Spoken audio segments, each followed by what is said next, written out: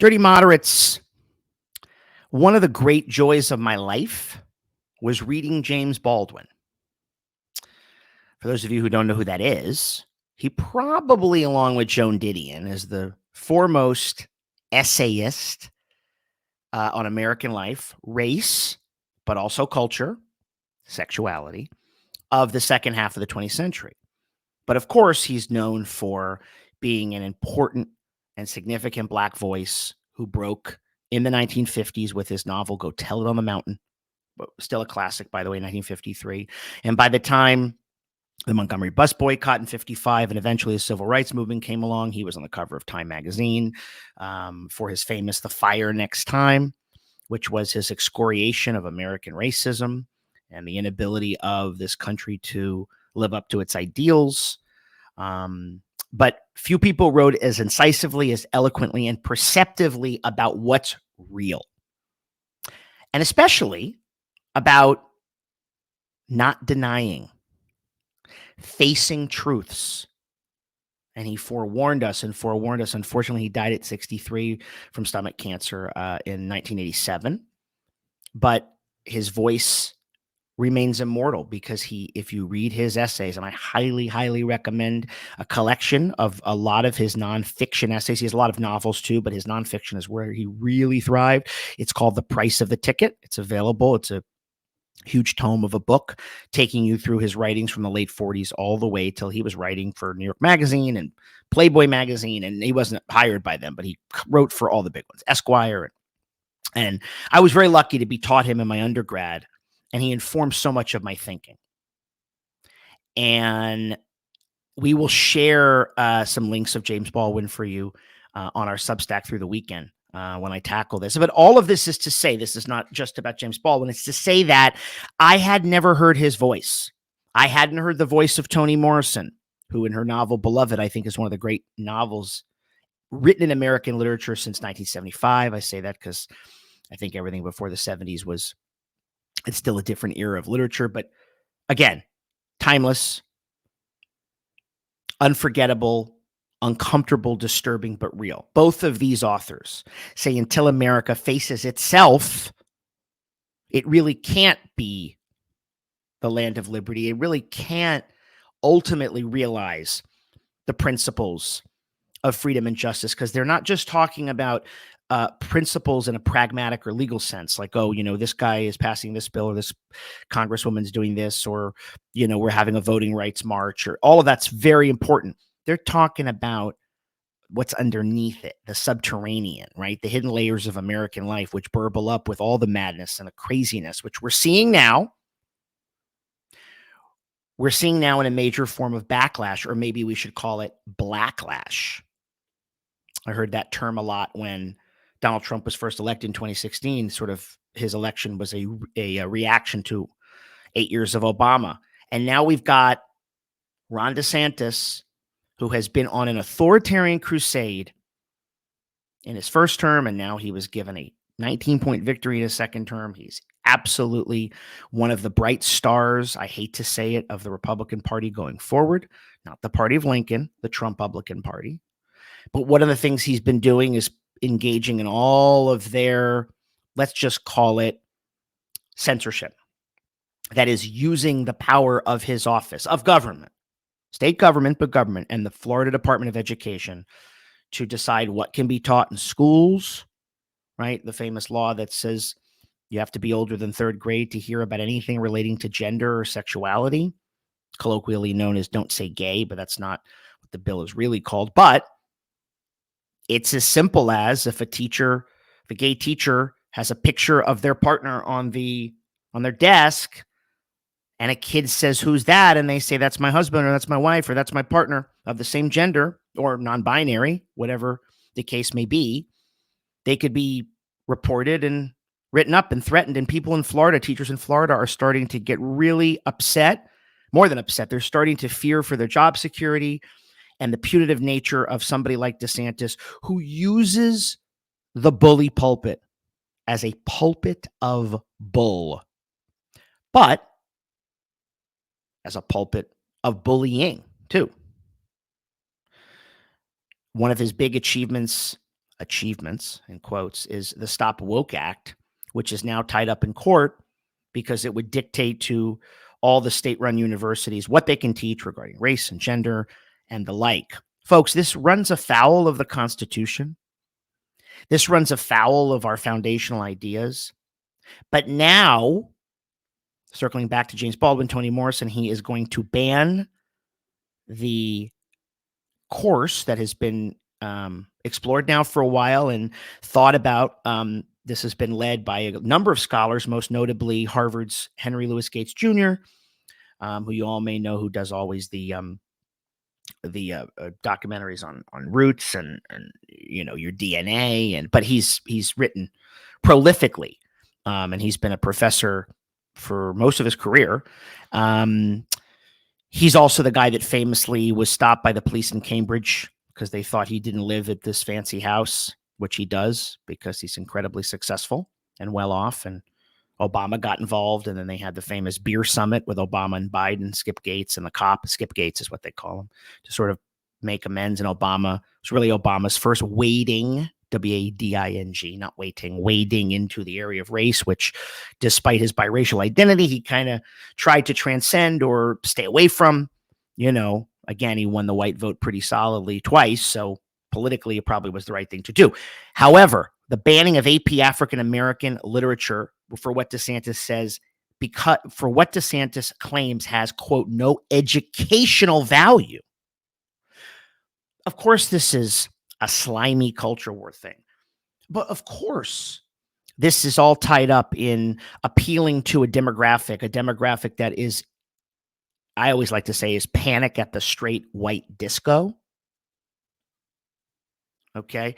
People who are really, they're of an older generation that don't like America getting browner, blacker, more ethnic. They don't like the move toward discussions about the fluidity of sexuality. They don't like that the trans community and their dignity would be front and center and protected and discussed about. They do feel, assaulted by all of it. And they're losing their grip.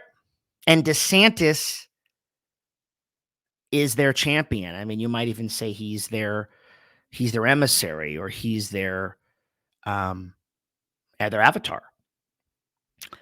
And so now they don't even want to allow, where many schools are going to adopt this. It's essentially African-American history, literature, culture, geography, political history, politics. One of the great joys of my graduate work and undergraduate work, which is where I was first introduced to James Baldwin by the great George Shulman, professor of political philosophy at NYU, was being exposed to this, because it's essential. African-American studies is American studies. African-American life is American life. You don't have to rehash the argument of who came here against their will when a slave ship first arrived here in 1619 with people against their will. Yeah, yes, teaching this is important, and teaching that trajectory from bondage, right, to slavery, to the Civil War and the end of slavery, to the failure of Reconstruction, to the Great Migration from the South to the North and the Midwest, as I'm referring, all of this refers to the Black experience, all the way to the end of Jim Crow with civil rights and Black Power, Black Panthers, very important stuff, Angela Davis, all that stuff, all those movements. And then in the 70s, and then the emergence of, Jesse Jackson, the Rainbow Coalition, and of course, Dr. Martin Luther King and Malcolm X, both assassinated at 39 years old in there, as well as voices, but Ralph Abernathy, and many others, Bayard Rustin. It goes on. John Lewis. Teaching this is teaching a parallel track in American history that's very much part of it, but that has been obscured and not discussed. As James Baldwin said, not faced. Baldwin famously said, nothing can be changed if it is not faced. So now we have a gag order. It's relating to gender and sexuality. It's relating to race. Specifically, how amazing would it be for students, certainly students who excel, because AP students are usually the better students in the class, and then they get credit hopefully toward their college work, who are going to go into English and history and political science, American studies, or African American studies as a major in a lot of colleges. Black studies is what it used to be called. It came about in the late 60s when the Ford Foundation and these big the Rockefeller Ford Foundations came up and said, we're going to start funding some programs at universities to endow the experience for people, to let people be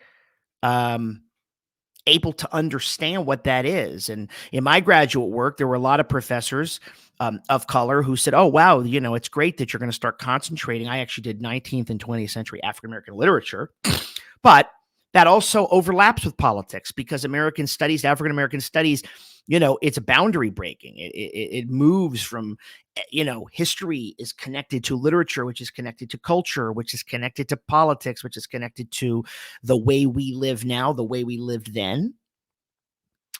And yeah, of course, this is race baiting, and of course it's deeply problematic and all that stuff. But instead of just saying that, think about what we as a country and what these students in Florida will lose. I'm from Miami Beach. I'm a Florida-born boy. Watching my home state descend not just into a quote unquote ruby red state, but a laboratory of madness.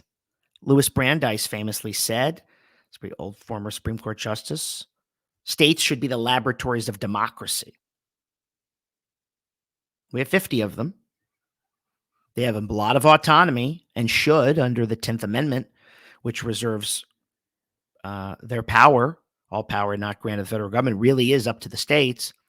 But they are using taxpayer funds. DeSantis is going ahead and making decisions in public education that you have to pay for.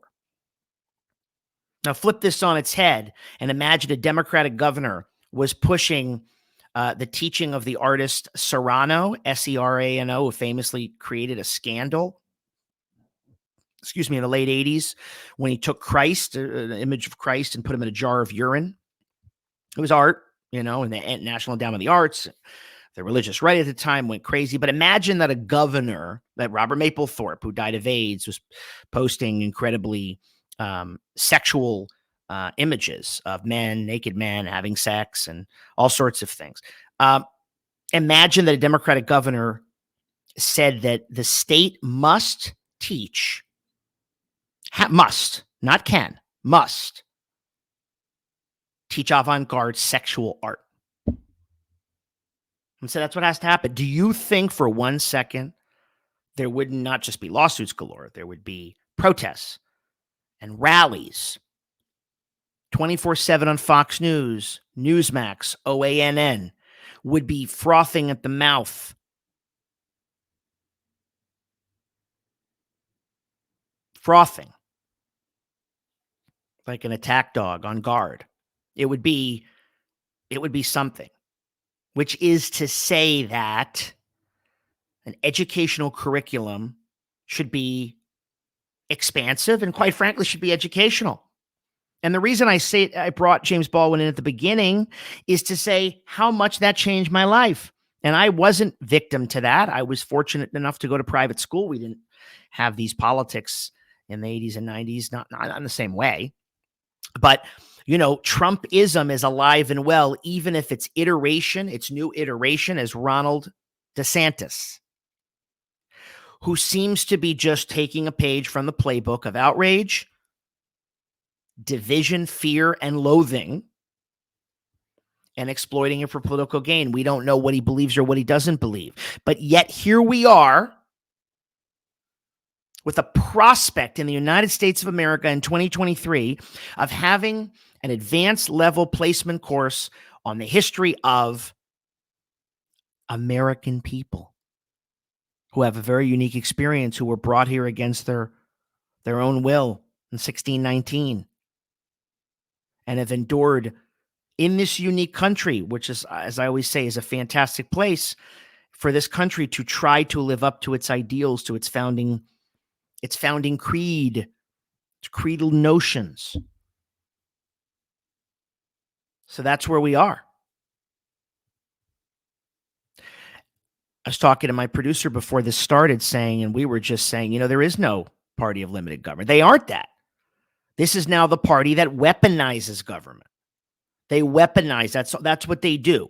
Government's not about getting out of your private life. Government is, the Supreme Court overturns Dobbs. What happened this summer? Now, they paid a price for it. The polls, Lindsey Graham came out and said, we're going to pursue, if they thought they were going to get the Senate, they said, we're going to pursue a federal ban on abortions. Wait a second. I thought the whole point was, and I don't agree with this because I think women's bodies should be protected as a matter of privacy, but I thought it was, hey, we're just sending this back to the states for the voters to decide. Not so fast. So when they're in power in a particular state, yeah, they can push this through. But what if they wanted it nationally? National bans on this and national bans on that.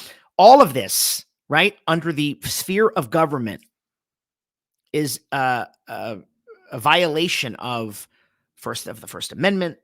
And in terms of a lot of the religious stuff, it's a violation. Well, that's First Amendment as well, but church and state.